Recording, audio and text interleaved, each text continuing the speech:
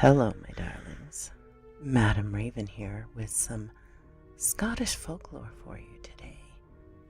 First, I'm going to tell you the tale of Thomas the Rhymer,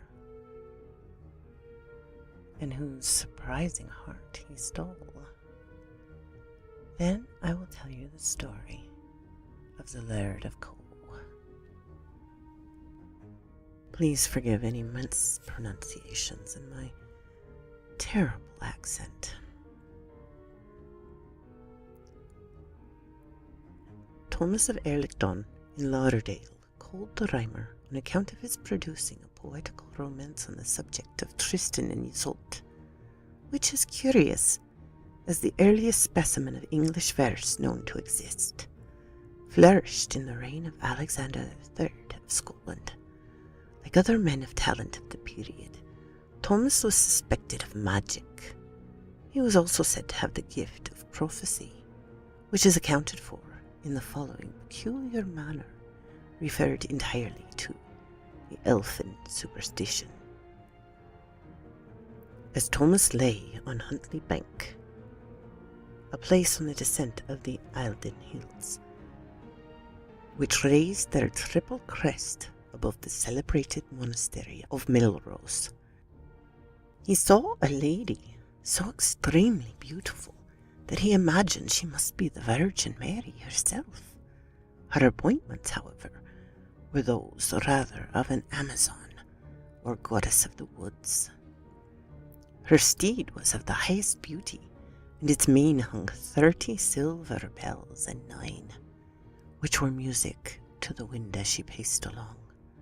Her saddle was of royal bone, ivory, and laid over with orfèvre, goldsmith work.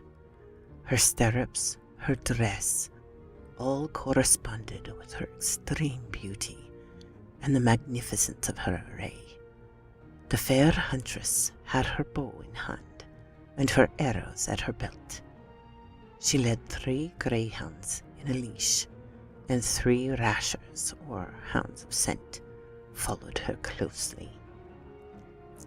She rejected and disclaimed the homage which Thomas desired to pay her, so that, passing from one extreme to the other, Thomas became as bold as he had at first been humble. The lady warned him that he must become her slave if he wished to prosecute his suit. Before their interview terminated, the appearance of the beautiful lady was changed into that of the most hideous hag in existence. A witch from the Spittal or almshouse would have been a goddess in comparison to the late beautiful huntress.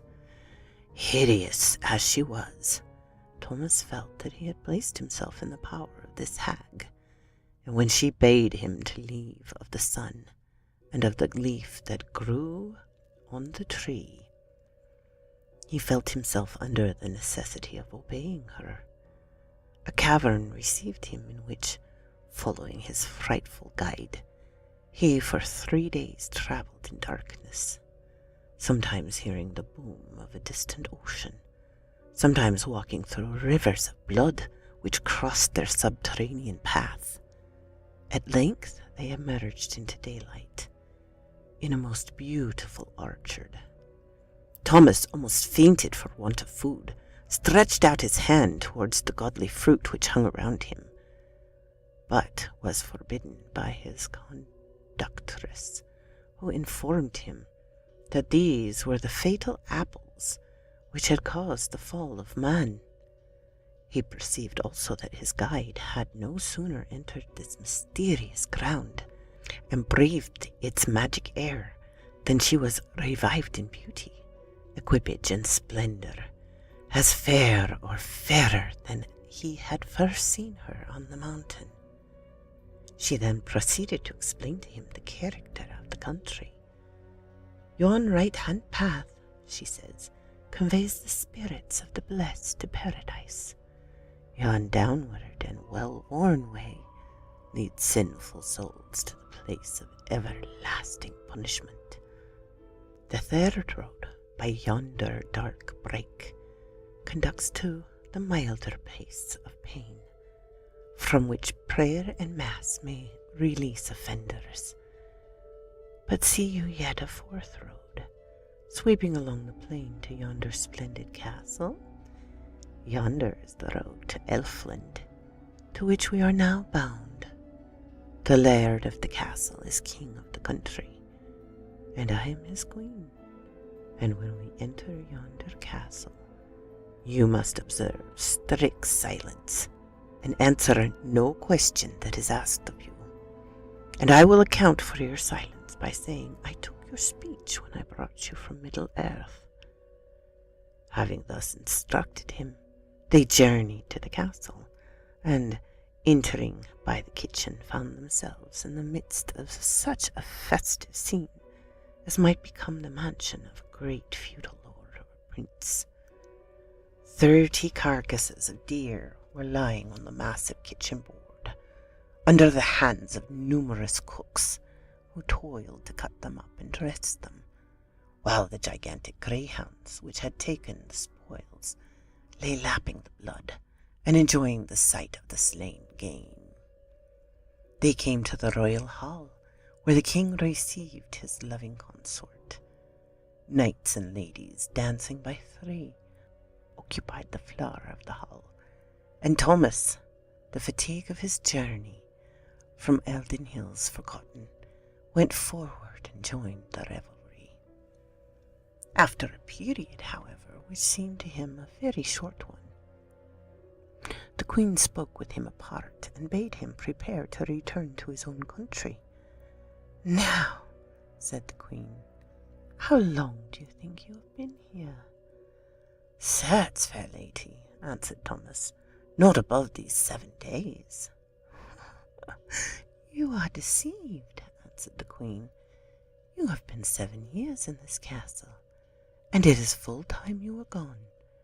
Know, Thomas, that the Archfiend will come to this castle tomorrow to demand his tribute, and so handsome a man as you will attract his eye. For all the world I would not suffer you to be betrayed to such a fate. Therefore up and let us be gone." This terrible news reconciled Thomas to his departure from Elfland, and the queen was not long in placing him upon Huntley Bank, where the birds were singing. She took leave of him, and to ensure his reputation bestowed on him the tongue which could not lie. Thomas in vain objected to this inconvenience and involuntary adhesion to veracity, which would make him, as he thought, unfit for church or for market, for king's court or for lady's bower. But all his remonstrations were disregarded by the lady, and Thomas the Rhymer, whenever the discourse turned on the future, gained the credit of a prophet, whether he would or not, for he could say nothing but what was sure to come to pass. Thomas remained several years in his own tower near Erlicdon, and enjoyed the fame of his predictions, several of which are current among the country people to this day. At length, as the prophet was entering the Earl of March in his dwelling, a cry of astonishment arose in the village on the appearance of a hart and hind, which left the forest, and contrary to their shy nature, came quietly onward, traversing the village toward the dwelling of Thomas. The prophet instantly arose from the board, and, acknowledging the prodigy as a summons of his fate, he accompanied the hart and hind into the forest, and though occasionally seen by individuals to whom he had chosen to show himself, he had never again mixed familiarity with mankind.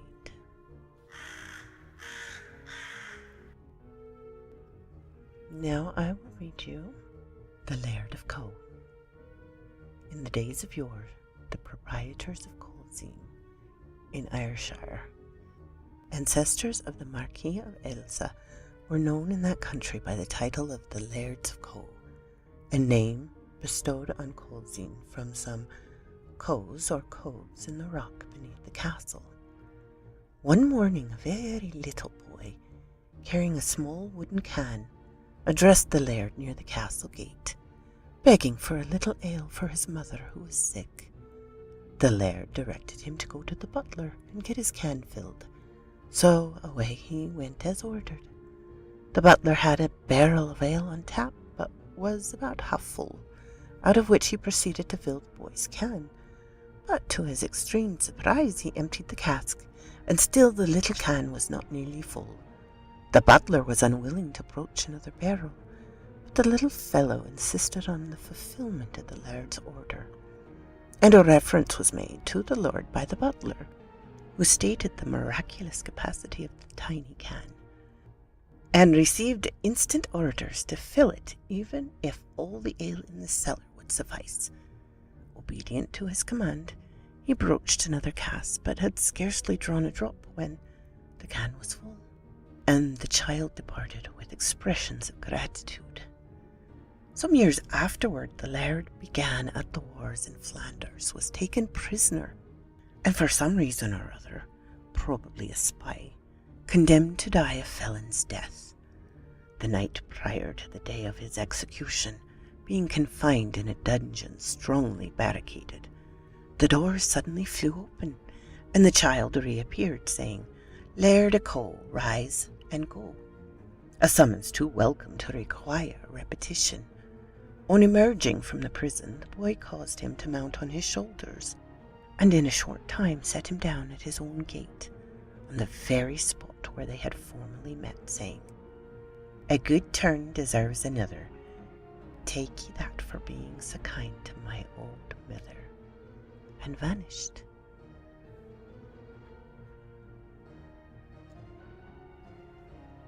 So quoth this raven. My darlings, if you enjoyed this, please like so I know. Subscribe so you can come back and see me sometime. Ring the bell so you'll know when. Share with your friends, but above all, comment, and I'll comment back.